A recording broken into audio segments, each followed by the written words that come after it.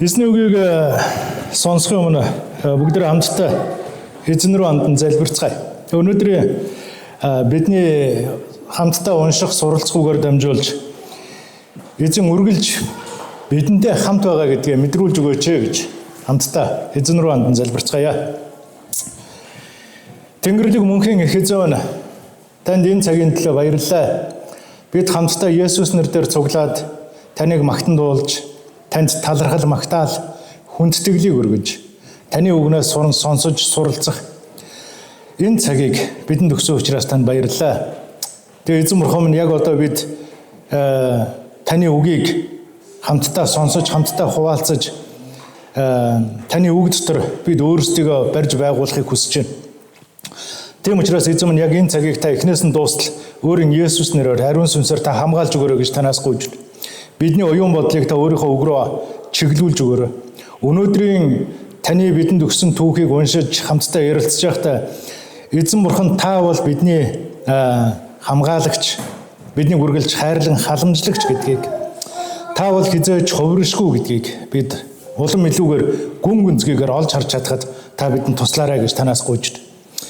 Хайртай их эзэн минь, тэгээ яг энд байгаа манай баярын мэдээ чуулганы бүх ах эгч нар, анд найзууд, дүүнер та минь хамт байж эзэн минь бидний сүнсийг, бидний оюун бодлыг, бидний зүрх сэтгэлийг та өөрийнхөө үг рүү хандуулж өгөөрэй гэж танаас гуйж байна.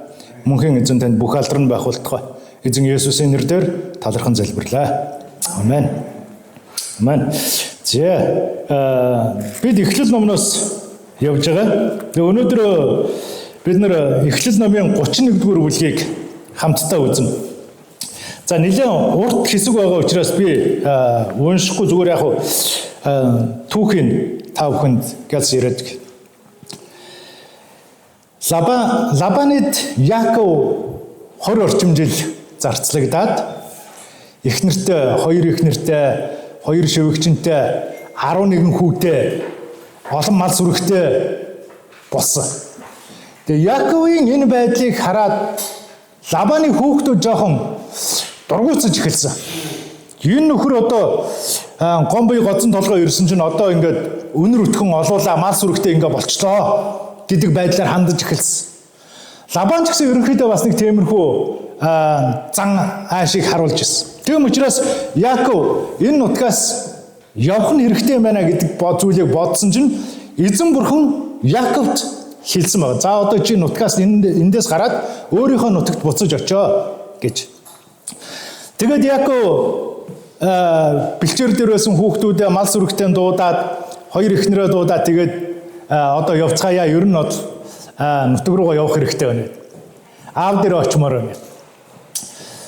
Тэгээд ингэж явах тухайгаа бол гэр бүлийнхэндээ л хэлсэн. Лабаныг юусоо дуулгаагүй. Тэгээд яваад гисэн. Харин Лабан Яаковын явсныг сонсоод 3 хоногийн дараа сонсоод тэгээд 7 хоног түүнийг мөшгөж хөөгөөд тэгээд барьж авч уулцсан. За, тэгээд яг сайн муугаа тэнд ярилцаад яагаад зүхтаач уу, яагаад явчих уу гэнэ тэрэ гэдэг. Ингэж ярилцж хагаад тэгээд төгсгөлд нь юу болсон гэхээр Яаков Лабан хоёр гэрээ байгуулад овоо босгоод тэгээд хоёр биедээ сайн сайхныг өрөөгөөд салсан ийм түүх гарч байгаа. Тэгэхээр эндээс бид нэг хоёр зүйлийг ямар ч байсан харах хэрэгтэй. Нэгдүгээр, хүмүүний зүрх сэтгэл үргэлж хувирамтгай байдаг. Бид нар 30-р бүлгийг үзэх юм бол Лабан Яаковд юу гэж хэлсэн гэхээр эзэн чиний төлөө намайг өрөөснийг би мэдсэн гэж. Эзэн бол үнэхээр агуу өрөөгч бурхан юм байна гэдгийг би олж харсан гэж. Ямар ч байсан Яаковтай бол эзэн бурхан бүх зүйлийг бүтээсэн тэр төгс эзэн бурхан Яаковтай хамт байгааг хараад, Яаковаар дамжуулан өөрийнх нь эд хөрөнгө аривжин өсөж байгааг хараад тэр эзэн чиний төлөө намайг өрөөсөн байна. Үнэхээр гайхалтай гэдэг зүйлийг Лабан Яаковд хэлжсэн. Харин одоо 31-р бүлгийн 1-р эшлэлээр ингэж хэлж байгаа. Лабаны хөвгүүд бидний эцгийн бүх хөрөнгийг Яаков авчээ. тэрээр манай аавын бүхий л хөрөнгөөр ийм баян чинэлэг болжээ гэж ярихыг Яаков сонсчээ гэж. Яаж хөрөнгөцсөн бэ гэдгийг магадгүй Лабаны хөвгүүд бол харахтаа тэг нөгөө гомбын гоцомдлогоо ирсэн нөхөр манад ирээд миний эцгийн герт амьдрангаа хөрөнгөтэй болсон гэж. Харин Лабан бол арай өөрөөр бодож байсан л та. Эхэндээ тэг Яаковаар дамжуулан эзэн намайг өрөөсөн гэж. Харин дараа нь 2 дугаар ишлэлээр харах юм бол ингэж хэлж байгаа. Яаков Лабаны царайг хараад тэрээр өөрт нь урдынхтай адилгүй хандж байгааг ажигласан гэж. Нөгөө эзний өрөөлийг хүртсэн гоё өстой гайхалтай эзэн чиний төлөө намайг өрөөсөн байна инээ тэрэ гэжсэн Лабан өөрчлөгдсөн байгааг харсан гэж. Өмнө нь гоё сайхан хандж байсан бол одоо Яаковын мал сүрэг өсгийн хэрээр яг энэний өмнөх бүлэг дээр нөгөө ажлынхаа хөлсийг авъя гэж тэр хоёр ярь тохирсон шүү дээ. Тэгээд нөгөө цоохор алаг хар тарлан зүстэй мал нь Яаковых болоод бусд нь Лабаных болно гэд. Яг энэ он жилүүдэд Яаковын мал сүрэг цоохор зүсмийн мал сүрэг маш их болсон. Тэгээ яагаад их болсон гэдгийг бол 30 дугаар бүлэг дээр Яаков бол тодорхой хэлсэн байна. Хальсыг нь хуулсан мөчрүүдийг би мал сүргээ услахтаа тарах твэрэгтэй малын өмнө тэр нөгөө хальсыг хуулж цоохорлсон мөчрөө тавьдаг. Яг тэнд хээл авсан мал сүрэг дандаа цоохор зүсмийн мал төл гаргаж ирсэн. Харин жоохон сул дорой эцэнхий тийм мал байх юм бол тэрийгэ тавьдгүй байсан тухай хэлсэн байна. Тэгээд арай тарах твэрэгтэй хүчтэнхээтэй тэр мал нь Яаковын мал болж эхэлсэн. Цоохор зүсмийн. Жоохон сул дорой эцэнхий туранхай малууд нь болохоор Лабаных болсон. Ийм нөхцөл байдлыг хараад Лабаны хөвгүүд янз бүрээр ярьж эхэлж байгаа. Тэгээ бидний эцгийн хөрөнгөөр Яаков хөрөнгөцсөн. Гэтэл үнэндээ Яаковаар дамжуулж Лабан хөрөнгөцсөн баг. Бид нар үзэх юм бол Яаков юу гэж хэлсэнхээр 30 дугаар бүлгээр ингэж хэлсэн. Би танд хэрхэн зарцлагдсныг болон над дээр таны мал сүрэг ямар болсныг та мэднэ. Намайг ирэхийн өмнө таны эд хөрөнгө бага байсан. Одоо үлэмж өсөн нэмэгдсэн гэж 30 дугаар бүлгээр хэлсэн баг. Яаковыг ирэхийн өмнө Лабаных тийм айхтар бүс нутагтаа олон тодоо малтай айлд орохооргүй байсан. Тэгээ мянгат малчин болоогүй байсан гэсэн. Яаков ирээд тэднийд ажилласны дараа тэдний мал сүрэг маш ихээр өсөж тэднийх 1000-т 2000 малчин болж эхэлсэн. Яаковаар дамжуулан Лабаны мал сүрэг өсөж Лабан хөрөнгөцсөн байгаа уг нь бол. Гэтэл хүүхдүүд нь юу гэж ярьсан гэхээр миний эцгийн хөрөнгнөөс болж тэд нар Яаков хөрөнгөцсөн гэдэг. Тэгэд магадгүй хүүхдүүдийн энэ яриа Яаковын чихэнд хүрж байгаа, Лабаны чихэнд ч хүрж байгаа. Тийм учраас Лабан бодсон бах нэр юу лээ гэд. Тэгээд энэ дээр Яаков хэлэх юм бол Лабан урдынхтай адилхан ерөөсө харьцаа болсон байна. Яг энэ үед 3 дугаар эшлэлээр харах юм бол эзэн Яаковт хэлсэн байна. Чи эцэг өвгдийнхөө нутаг төрөл садан руугаа буцаж яв. Би чамтай хамт гэлээ гэж. Тэгэхээр хүмүүний зүрх сэтгэл яг ингэж хувирж байгаа. Өмнө нь Лабан Яаковаар дамжуулан өрөөгдөхдөө баяр хөөртэй байсан. Өстой эзэн чамаар дамжуул намайг өрөөс. Тэгээ магадгүй цаг хугацаа өнгөрөх тусам Яаков хөрөнгөж байгааг хараад Лабаны хөвгүүд болон Лабан өөрөө хорсож, атаархаж одоо нөгөө дотор нь янз бүрийн юм төрж эхэлсэн байна. Яг үнтэй адилхан зүйлүүд амьдрал дээр үргэлж байдаг. Жишээ нь Есүс Иерусалимд гайхамшигыг үйлдэж, Иерусалим хийгээд бусад бүс нутгуудад гайхамшигыг үйлдэж явах тэр үед ард олон Есүсийг даган явж ирсэн. Харин яг тэр үед фарисеучуд болон хуулийн багш нар дургуутсаж эхэлсэн байна. Яг тэгвэл Есүс ард олныг гайхамшигыг үйлдэн Бурхны замаар дагуулж байгаа нь фарисеучуд болон хуулийн багш нарын нэр нөлөөнд нэр хүндэд халтаж эхэлж байгаа. Тэд нар нөгөө байр суурийг алдчихгүй гэсэн айдас тэдний дотор байсан. Өөрсдийнхөө байр суурийг авч үлдэхийн тулд тэд нар Есүс Христийг замаасаа зайлуулах хэрэгтэй болсон. Тэд нар бол фарисеучуд болон хуулийн багш нар бол өөрсдийнхөө нэр төрийн төлөө, байр суурьны төлөө Есүс Христийг замаасаа зайлуулж байгаа. Бас нэгэн зүйл бол Есүстэй хамт 3 жилийн туршид хамтдаа байсан Искариотын Юдас гэдэг дагалдагчийн тухай. Есүс Иерусалим хийгээд тэр ойр хавийн газруудаар усыг дарж болгоод өгсөн хүмүүсийг амьлуулаад өвчтөө нэг идгээгээд муу сүнсийг хүмүүсээс зайлуулаад ингээ гайхамшиг үйлдэж яхад Искариотын Юдас хамт байсан тэнд. Ард олонд сургаал айлдж яхад Искариотын Юдас сонсч ирсэн бас. Тэд нар хамтдаа хүнд хэцүү нөхцөл байдал дундуур явж байхад Искариотын Юдас Есүстэй хамт л явж ирсэн. Харин Искариотын Юдасын ингэж 3 жилийн турш Есүс Христтэй хамт явж байсан боловч тэр 30 мөнгөн зоосны төлөө Есүсээс урвсан баг. Зүрх сэтгэл нь Есүсээс холдсон, эргэсэн. Тэгэхээр хүмүүний зүрх сэтгэл ингэж хувирдаг. Өнөөдөр яг бид нар зүгээр Христийн түүхийг чуулганы түүхийг үзэх юм бол маш олон хүмүүс чуулганд баяр хөөртэйгээр ирдэг. Гэхдээ бас олонх нь чуулганаас явдаг. Өөр зүйлийг эрэлхийлдэг. Чуулганд ирээд найз нөхөдтэй болоод, хил устаа болоод, магадгүй ажлын байртай болоод тэгээд яваад гдэг.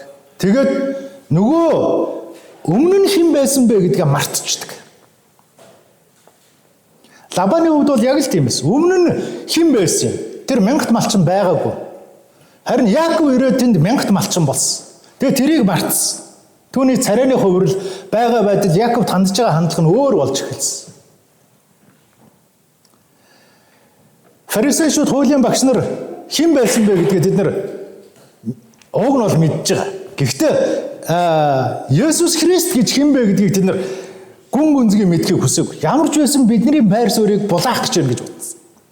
Искариотын Юдас ч гэсэн хэн байснаа мартсан. Тэгээд мөнгөний төлөө Есүс Христийг хөдөлсөн. Тэгэхээр бидний зүрх сэтгэл яг ингэж хувиржээд өөрчлөгдөж идэг. Ер нь бол жоох осолтой, аюултай. Тийм учраас би та нарт үргэлж хэлдэг. Би энд гарахтаа энэ дээр зогсохдоо өмнө нь хэн байсан бэ гэдгээ би үргэлж сануулдаг гэж өөртөө. Бид нар өмнө нь хэн байсан бэ гэдгээ ер нь үргэлж санах хэрэгтэй. Тэгэх юм бол бидний зүрх сэтгэлд бардамнал байхгүй болно. Яг л ийм байхаар төрсөн юм шиг өөрийгөө бодож болохгүй. Би ийм байхаар бол төрөөгүй гэдгээ мэдэж байна. Гэхдээ Бурхан намайг дуудаж ийм болгосон учраас талархахаас өөр арга байхгүй. Тэгэхээр өмнө нь хэн байсан бэ гэдгээ бид нар үргэлж санах хэрэгтэй. За тэгээд Лабан ямар ч байсан зүрх сэтгэл нь өөрчлөгдсөн. Өмнөх Лабан байхаа үлдсэн. Нөгөө эд хөрөнгө, мал сүргэн өсгийн хэрээр зүрх сэтгэлд нь бардамнал, латаархал, одоо юу гэдэг нь баярхал, сайрхал төрж эхэлсэн. Энэ нөгөө шинэ баян чөж өвчтөө гэдэг шиг юм болж байгаа тийм. Тэгэхээр бид нар магадгүй байнга л нэг иймэрэ байхгүй л байх л да. Бид нар хөрөнгөжин, мөнгөтэй болно, өөрийн гэсэн маш олон зүйлтэй болж эхлэх баг. Тэр үед бид нар даруй байх хэрэгтэй. Өмнө нь би хэн байсан бэ гэдгээ санах хэрэгтэй. Тэ? Энэ бол маш чухал зүйл. Хоёр дахь нэг чухал зүйл нь бидний эзэн бол хувиршгүй юм а гэдгийг бид нар ойлгох хэрэгтэй. Бидний амьдрал янз бүрийн нөхцөл байдал дундуур туулан гарч байгаа. Бид нар баяртай үедээ өөстө бурхан минь танд баярлалаа гэж хэлээд зовлонтой үедээ бурханд гомдлох шаардлага ирэх биднэрт байхгүй гэсэн. Бурхан биднэрт баяр хөөргийг өгдөг, магадгүй зовлон өгдөг, тэрийг даван туулах хүч чадлыг бас өгдөг. Та надаа яагаад ийм муухай зовлон өгчвөө? Нөгөө гоё баяр хөөр чинь нөгөө сайхан аз жаргал тэ амар амгалан байдал чи яачваа гэж гомдлох, тэгж хэлэх эрх ер нь биднэрт бол байхгүй. Бурхан таныг дуудаад загалмайн замаар алхуулахдаа ямар замаар явж байгаа вэ гэдгийг Библиэр дамжуулан танд маш ойлгомжтойгоор хэлсэн баг. Биднийг үргэлж нарийн замаар явуул гэж хэлж байгаа. Энэ зам бол бартаатай, хүнд хэцүү.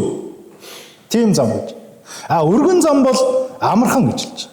Бүх хүмүүсийг дагаад тийшээ яваадаг. Харин төгсгөл нь хоёр өөр байгаа шүү гэдгийг сануулдаг Библи.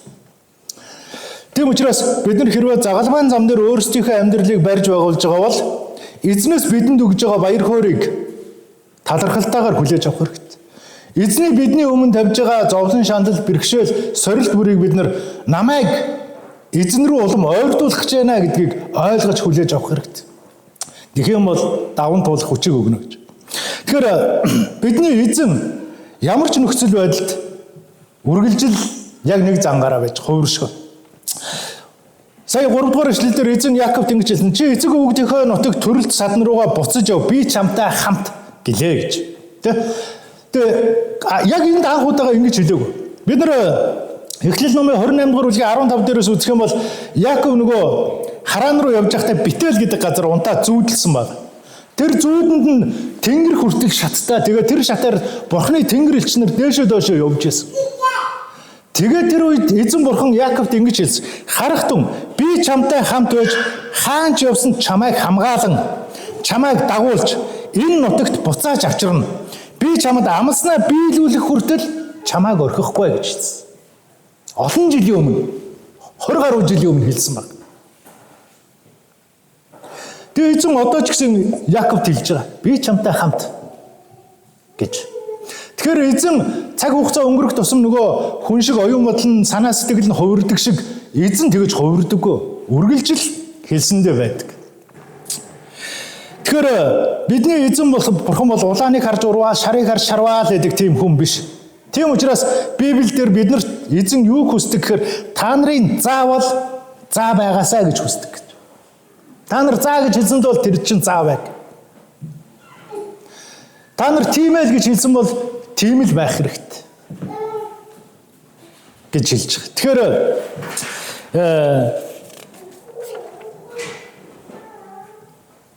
эзэн Яаковт анх юу гэж хэлснийг магадгүй Яаков 20 гаруй жилийн өмнө бүдэг бадаг санджээж магадгүй. Тэгээ ямар ч үсэн эзэн энд хэлсэн чи эцэг өвг төрсөн нутаг руугаа явах хэрэгтэй. Би чамтай хамт байна. Магадгүй яг энэ үед Яаков тэр 20 гаруй жилийн өмнөх тэр өөрт нь амлсан амлалтыг магадгүй эргэн сансан баг. Би чамайг буцааж энэ нутагт авчрах хүртлээр би чамайг хамгаалж, чамайг дагуулж, би чамайг орхихгүй гэсэн үг. Тэгэхээр та эзнэр дуудагдаад өнөөдрийг хүртэл амьдрахтаа магадгүй эзэн намайг орхисон юм шиг тийм мэдрэмж та авч ирсэн баг. Гэхдээ эзэн хизээч биднийг орхидгүй. Тэр үргэлж хамт байдаг. Тийм учраас бид нар эзэнд талархалтай амьдрахаас өөр ямар ч арга байхгүй. За тэгээд эзэн Яаковт ингэж хэлсэн учраас Яаков мал зүргээ, үр хүүхдүүдээ, эхнэрүүдээ бүгдийг цуглуулад тэгээд хэлсэн. Юу гэж хэлсэнхээр 5 дугаар эшлэлдэр тэдэнд хэлэхдээ эцэг чинь надад өчигдөр уржигдрах шиг байхаа болсныг би царайнаас нь харж байна. Харин миний эцгийн бурхан надтай хамт байсан. Намайг эцэгт чинь хамаг хүчээрээ зүтгэснийг та нар мэднэ. Гэвч эцэг чинь намайг мэхэлж миний авах хөлсийг 10 удаа өөрчилсөн. Гисэн хэдийч надад муу юм ихийг бурхан түүнд зөвшөөрөөгүй гэж. Тэгэхээр хэдийгээр Яаков Лабаны олон жил ажиллахдаа ажлынхаа хөлсийг олон удаа мөрүүлж исэн боловч эзэн Лабанд Яаковт муу юм хийхийг Лабанд зөвшөөрөөгүй. Үргэлж хамгаалж исэн. Эзэн намайг хамгаалж исэн гэж. Яаков тэр зүйлийг мэдэрж исэн. Бурхан надтай хамт байгаа гэдгийг. Бурхан намайг ямар ч нөхцөл байдалд байсан хамгаалж байгаа гэдгийг Яаков мэдчихсэн. Тийм учраас энд хэлж байна. Надад муу юм ихийг Лабан зөвшөөрөөгүй маа гэж.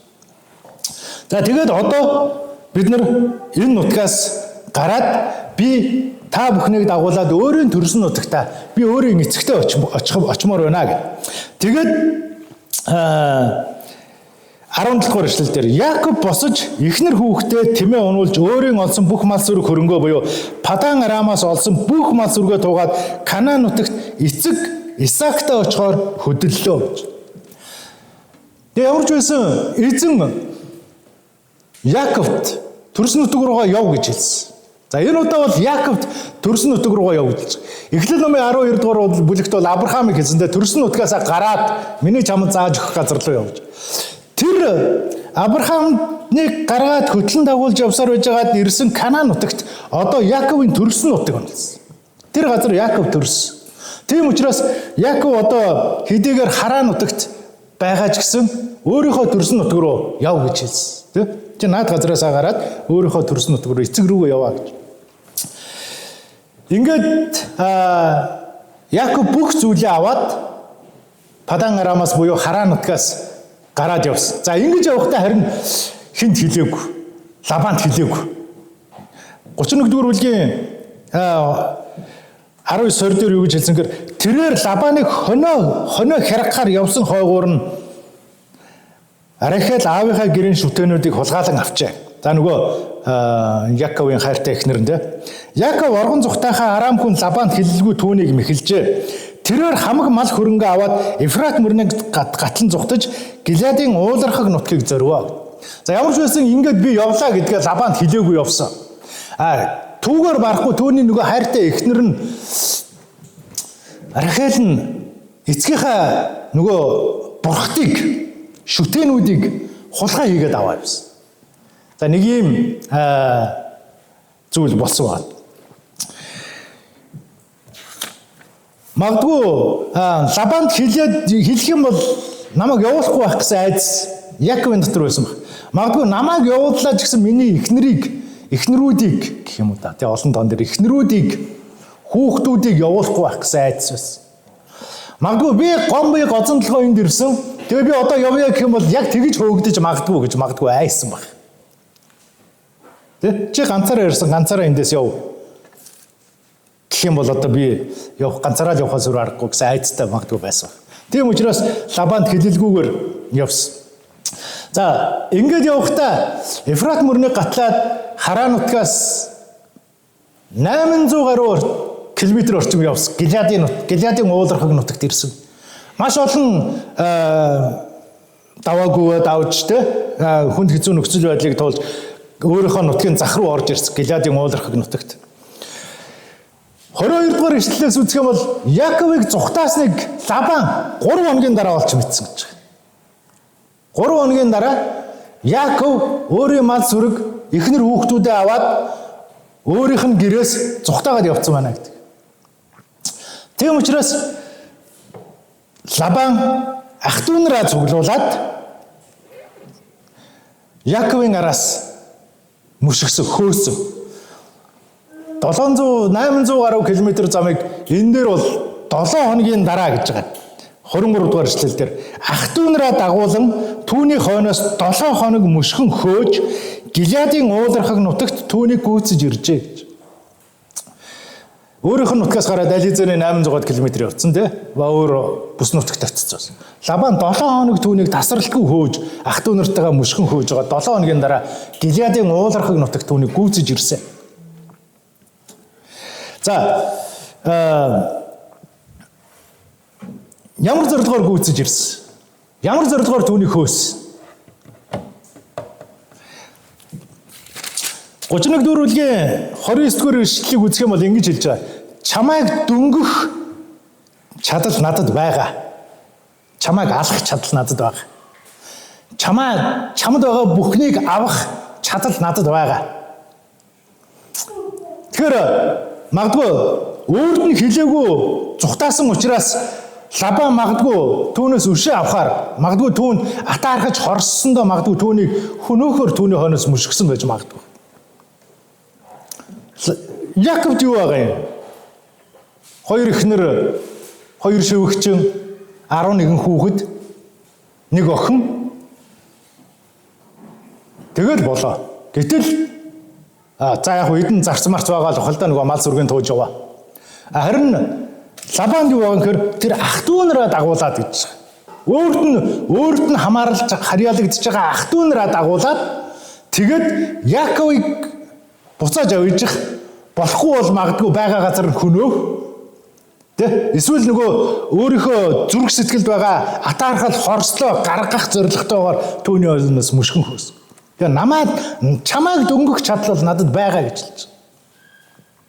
Ямар ч байсан Лабан бол сайныг өвөрлөж Яаковын хойноос хөөгөөгүй. Эхнэр хүүхдийн гинэ.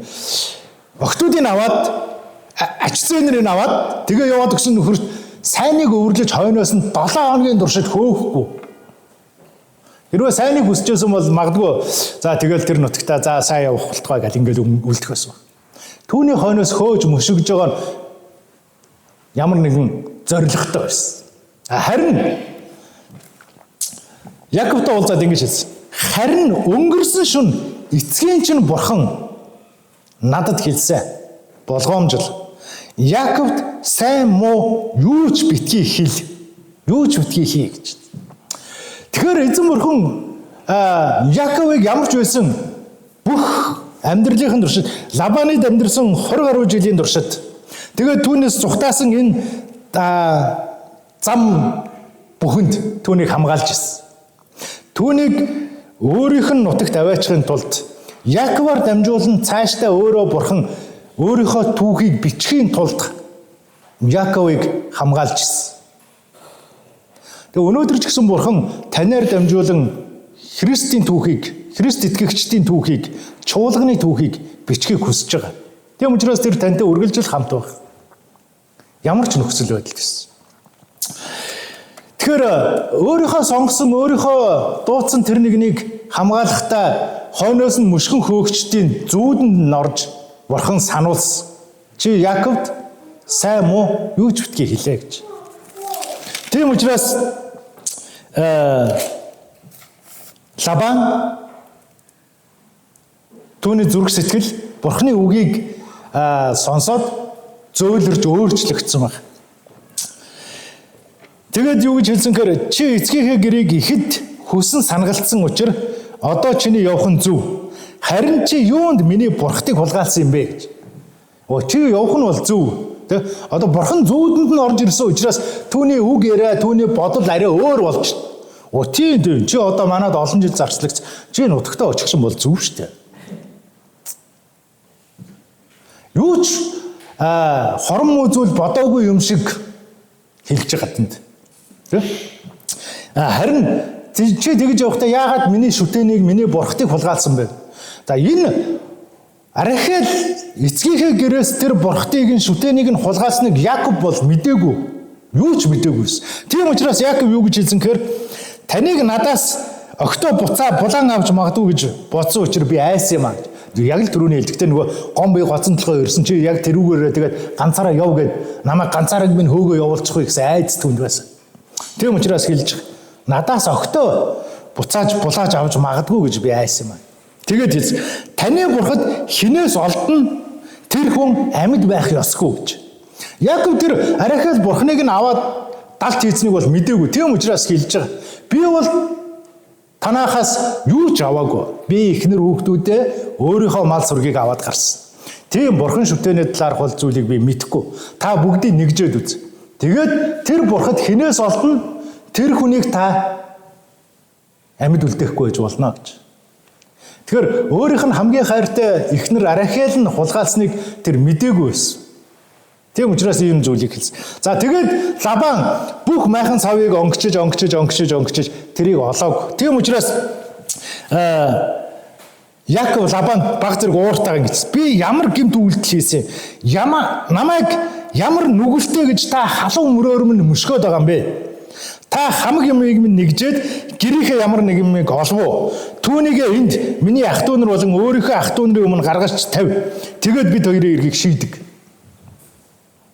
За тэр нөгөө бурхан шүтээ инээ тэрээг нь болохоор Рахел нөгөө тэмээнийхээ тохмон дор хийгээд өөрөө дээр нь суудсан. Тэгээд аава би одоо ингээд би шалтгатай байгаад бол бууж таныг өгтөж, тантай мэндэлж, тантай хамтдаа явж чадахгүй нэ гэдэг зүйлийг хэлсэн. Тийм учраас Рахелийн суусан тэмээнээс бусад бүх зүйлийг Лабан нэгжиж үзээд өөрийнхөө бурхтыг олоог байна. За тэгээд Яаков жоох ууртаагаар энэ зүйлийг хэлсэн. Яагаад намайг өшгöd байгаа? Юунд миний майхныг бүгдийг нь орвонгоор нэргүүлж нэгжиж байгаа юм? Тэгээд тэр нэгдсэн хайсан юм уу, олсон юм уу? Олсон юм бол яг одоо энд гаргаад ир. Тэгээд хэрэг явдлаа шийдье гэж. Тэгээд цааш нь хэлэхдээ би 20 жил танаад амьдэрсэн. Тантай хамт байсан.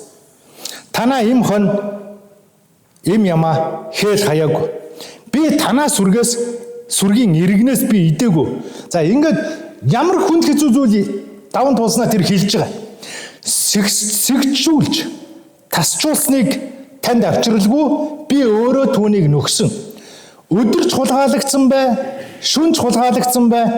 Түүнийг түлхийг надаас та нэхэж байсан. Би өдрийн халуунд халж, шөнийн хүүдэнд хөрч, нүд завчилгүй тийхүү өнгөрөөсөн. Би танад 20 жил суусаа гэж.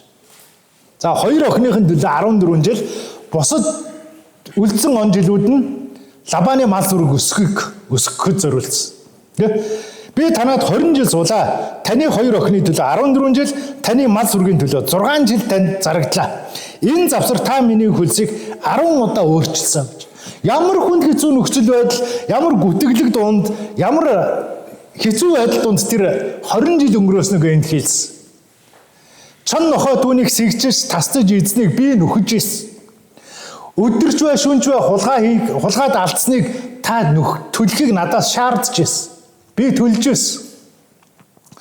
Би танд чинь шудрагуу зүрх сэтгэлээр 20 жил зүтгэсэн. Харин та 10 удаа миний ажлын хөлсийг мөрсөн. Энэ шудраг явдлаа, энэ ариун явдлаа гэдэг зүйлийг асууж байна. Ийм байж болох юм уу? Тэгээд хэлж байгаа. Хэрвээ миний эцгийн бурхан, Авраамийн бурхан, Исаакийн эмээгч надтай хамт байгаагүйсэн бол өдийд та намайг гар хоосон буцаах байж дээ. Харин бурхан гарын минь зүтгэл зовлон зүдгүүрийг үзээд өчигдөр шөнө таныг зэмлжээ гэж хэлж байгаа. Хэрвээ бурхан ингэж хамгаалаагүй бол та намайг ёстой гомби гозон толгоогоор минь буцаах байсан байна. Харин бурхан танд сануулж урчин таныг зэмлсэн байна гэж. Тэгэхээр Лабан бол ямар тач цэвэр ариун зүрх сэтгэлээр гой сайхан үдэх гэж дуу хуураар Яаковыг үдэж явуулах гэж хойноос нь 7 хоног мөшгөж ирээгүй нь тодорхой баг. Төвний зүрх сэтгэл өмнөх Лабан шиг байхаа болоод хорсол, атаархал, түүний хүүхдүүдийн ярианаас өөрийнх нь царайны хувирал зэргээс үсэх юм бол тийм байдалтайгаар Яаковыг мөшгөж ирсэн. Харин бидний бурхан эзэн яг анх Яаковд яаж хандсан, яг өнөөдөр урд шөнө яг л тэгж хандсан. Яаков цаа муу бүх зүйлийг хэлж болохгүй ш гэдэг зүйлийг Лабанд сануулж байгаа. Тэгэхээр бурхан өөрийн сонгосон хүнээ хамгаалж байна. Тэгэхээр тэр биднийг ч гэсэн хамгаал. Тэр хуучин гэрээний тэр бурхан, өнөөдрийн бурхан яг адилхан. Тэр хувиршгүй. Тэр хувираагүй, өөрчлөгдөөг. Түүний бидэнд өгсөн энэ Библийн бичээсүүд он цаг өнгөрөх мөч бүрд үг үсг нь өөрчлөгдөөл, нийгмийн байдлыг дагаад ингээд бичээс өөрчлөгдөөгүй. Яг анх ямар байсан тэрүүгээрээ биднэрт ирж байгаа. Тэгэхээр тэр хуучин гэрээний бурхан, Авраамийн бурхан, Исаакийн бурхан, эцэг өвгдийн бурхан, Мосег дуудсан, Йошуаг босгон байгуулсан, Израилийн ард түмнийг цөллөгөөс дагуулж ирсэн бурхан. Есүс Христийн үед байсан тэр бурхан өнөөдөр яг л хамт байна. Тэр хэвээрээ байгаа. Тийм учраас бид бурхан намайг орхилоо, бурхан өөрчлөгдчлөө, бурхан одоо ингээд би жоохон гэм нүгэл алдаа зөрчил буруу зүйл хийсэн чинь намайг ингээд орхичлоо гэж бодох шаардлага. Хэрвээ та тэгж бодож бол бурхан руу өөрөө бүх зүрх сэтгэлээр хандах хэрэгтэй. Тэр таны хүлээгээл байж байгаа. Тэр эз. Тэр танд анх юу гэж хэлсэн тэрүүгээрээ л байгаа. Тэгээ өнөөдөр биднэрт хэлсэн зүйлүүд байгаа тийм. Үеийн төгсгөл хүртэл би та нартай хамт байна гэж хэлсэн. Матай номын төгсгөл тэр. Тэгэхээр тэр өнөөдөр ч гэсэн бид нартай хамт байна. Өчигдөрч байсан. Маргааш ч бид нартай хамт байна. Тийм учраас бид ямар нэгэн зүйл санаа зовлгүйгээр өөрсдийн санаа зовлт, асуудал, бэрхшээл, хүч чадлыг амар амгалан тэр хувиршгүй бурхнаас өдөр асуун гуйх хэрэгтэй. Тэр таныг тэгж гуугаасаа ирээсэй гэж хүлээж идэг. За тэгэд Яаков ямар ч байсан өнгөрсөн 20 жил бол амархан байгаагүй шүү гэдгийг хэлж байгаа. Өнгөрсөн 20 жил хүнд хэцүүг би туулсан. Тэгэд туулаад би өнөөдрийг хүрсэн. Өнөөдрийг хүрэхэд миний эцэг өвгдийн бурхан надтай хамт байсан байна гэдэг зүйлийг хэлж байгаа. За тэгээд Яков Лабан угаасаа зүүдэнд нь бурхан тэгээ сайн муу зүйл юу ч битгий хэл, юу ч би битгий хий гэж хэлсэн учраас тэр одоо өөрийгөө хамгийн гоё дээрээ тавиад тэгээд Яковтай ингээд ярилцсан. За тэгээд юу гэж хэлж байгаа гэхээр Лабан Яковт 43 дугаар эшлэл дээр энэ охид бол миний охид, энэ хүүхдүүд бол миний хүүхдүүд, энэ хонин сүрэг бол миний хонин сүрэг. Чиний харж байгаа юм бүхэн минийх. Өнөөдөр би огтоо тэдний төрүүлсэн үр хүүхдийг яах юм бэ? За энэ бүх зүйл бол уг нь минийх. Тэгээ одоо яах юм? За тэгээд хэлж одоо нааш хоёулаа хоорондоо гэрээ байгуулъя. Тэр нь чив дээрээ хооронд гэрч болгоо гэж.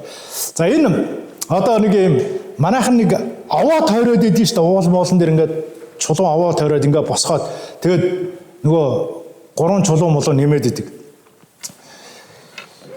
Энэ овооны түүх ерөнхийдөө энэ бүр Библийн эхлэлээс эндээс эхэлж байгаа. Энд юу гэж хэлж байгаа гэхээр чулуу цуглуул гэсэнд тэд чулуу цуглуулж овоо босгоод овооныхаа дэргэд хоолсон. За энэ овоо бол биш дээ хүмүүсийн аян замыг аюул ослыг даадаг зүйл бол биш.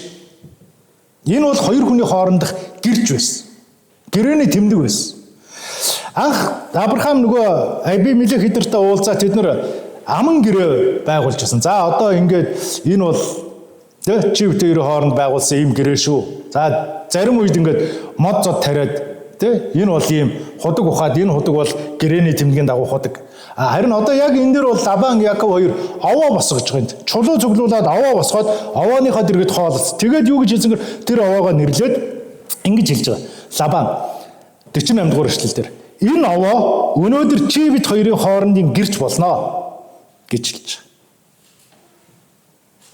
Энд уулзаж би өөрийн үр хүүхэд ачцээ одоо юу гэдэг бүх зүйлийг чамд өгсөн чи тэднийг харж хандаж явна бүгдийг өсгөж үржүүлж явна. Тэгээ юу гэж хэлж байгаа гэхээр 50 дугаар эшлэл дээр хэрв чи миний охидтой зүү бусаар харьцаж эсвэл миний охидоос өөр ихнэр авбал бидэнтэй хамт өөр хүн байхгүй ч гэсэн харах тун бурхан чи бидний хооронд гэрч болно.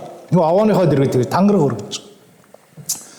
Тэгэхээр энд босгосон овоонууд бол бидний аяллаа аян замын аюул ослыг даадаг овоо биш. Тэр бол анхных нь овооны утга учир бол ийм хоёр хүн хоорондоо гэрээ байгуулахдаа гэрч байх хэрэгтэй. Тэр гэрч бол тэр овоо байсан. Овоо босгоод тэгээ магадгүй жилдээ нэг удаа ирээд гэрээгээ сандаг ч юм уу тэр овоогоо тэгээ тойроод тэгээ чулуу хаяад магадгүй тийгээл зан заншил үүсэн. Гэтэ ямар ч байсан анхны үеийнх бол хоёр хүний хоорондын гэрч гэдгийг тэнд чулуу овоолон босгож овоо босгон гэрчээр дууд. Тэгээ бурхныг дуудан, бурхны нэрийг дуудан тэнд гэрээ байгуулдаг байсан. Ийм зүйл. За тэгээд яг уу бас овооны нэг юм түүх Монгол түүх байдгийг та түүхч байх тий. Халах голын дайнд маш олон залуучууд цэрэг татагдаад тэгээд нутгийн залуучууд ингээд за бид нар одоо ингээд цэрэгт мордох чинь цөмөрөө 3 чулуу авчраад энчээ тавиад тэгээд өөрсдийнхөө нөгөө чулууны 3 чулуу ингээд тавиад хэрвээ амьд ирэх юм бол тэр 3 чулуугаа буцаагаад байранд нь тавиад тий ингээд бие бинийгээ дурсан санджаа. Ингэж бас овоо үүсэн түүх мөхгөл зөндөө зүйлүүд байгаа. Гэтэ ямар ч байсан тэр энэ тэнд байгаа хандаг яндар өлгсөн овоо бол бидний аяллаа аян замын амьдралыг даатгаж аварж өршөөдөг тийм зүйл биш шүү гэдгийг бид нар ойлгох хэрэгтэй. Тэрийг магадгүй уулан дээр гараад тэмдэг тавьж байгаа. За энд нэг юм том уул байна. Энэ дээр тэмдэг тавьчих гэд ингээд явсан. Тэгээ дараагийн хүмүүс нь 2 чулуу нэмээд тэгээ дараагийнх нь нэг нөхөр хадаг уяад тэнгүүд дараа нь явжсэн нөхөр хадаг уйцсан учраас энэ ч нэстэ миний аян замыг хамгаалах юм байна гэд. Тэгээ будаа модаа өргөөд ингээд нөгөө гоё сайхан тэмдэглэгээ маань шашны яс заншил болоод ингээ хоороо. Тэгээ өнөөдөр бидний хүн болгоны зүрх сэтгэлтэйгээ суудсан. Тэгэхээр анх бол энэ бол ерөөсөө тийм зүйл байгаагүй. Энэ овоон дээр Бурхны нэрийг дуудан тэр хоёр хоорондоо гэрээ байгуулан энэ бол бидний гэрээний гэрч юм шүү гэдэг зүйлийг анх хийжсэн. За тэгээд юу гэж хэлж байгаа гэхээр Лабан дахин Яаков тандаж 51-р эшлэлдэр чи бид хоёрын хооронд миний босгосон энэ овоог хар. Бас энэ багныг хар. Энэ овооч гэрч, энэ баганч гэрч болно. Би чамд муу юм хийх гэж энэ овоог давахгүй. Чи надад муу юм хийх гэж энэ овоо болон багныг давахгүй гэж. Тэгэхээр энэ овоо бол ерөнхийдөө бид хоёрын хоорондох гэрч, магадгүй бидний хоорондын хэлгийн заг. Чи намайг надад миний эсрэгтэй гар далааж энэ овоог давахгүй, би чиний эсрэг зэвсэг барин энэ овоог давахгүй. Энэ бол яг энд чи өтөрөө хоорондох хамгаалалт, магадгүй гэрч ийм зүйл болж байна. Тэгээд Авраамийн бурхан, Нахорын бурхан, тэдний өвгдээдсийн бурхан бидний хоорондохыг шийдэг гэсэнд Яаков эцэг Исаакийнхаа эмээгчээр тангаргалваа. Тэгээд тэр хоёр тэнд цайхан сууж тухалж овооныхоо тэнд сууж хоолнд идээд тэгээд бие биедээ сайныг өрөөгөөд тэгээд Лабан өглөө эртлэн босоод нутаг утсан. Харин Яаков эхнэр хүүхдээ аваад өөрийнхөө нутаг руу явсан. Ийм түүхэнд байгаа. Тэгэхээр эндээс бидний харах зүйл бид хүмүүний зүрх сэтгэл хувирдаг учраас бид өөрсдийн зүрх сэтгэлийг хянах хэрэгтэй, хянамгай байх хэрэгтэй зүрх сэтгэлд. Анх хэн байсан бэ гэдгийг үргэлж санах хэрэгтэй. Тэгээд бидний бурхан эзэн миний амьдрал ямар ч нөхцөл байдалд байсан бүр зовж шаналж байсан ч гэсэн хамгийн өндөрт баярлаг хөөрж байсан ч гэсэн бидний бурхан эзэн бол хувиршгүй. Тэр үргэлжил нэг зангаараа намайг харж ядг юмаа гэдгийг бид нар санах хэрэгтэй. Тэгэхээр бид нар бурханд талархал өргөн амьдрахаас өөр ямар ч арга байхгүй гэсэн үг. Тэ? Бидний бурхан эзэнд алдар магтаалан байх болтугай. Та бурхан та бүхнийг үргэлж сахин хамгаалах болтугай.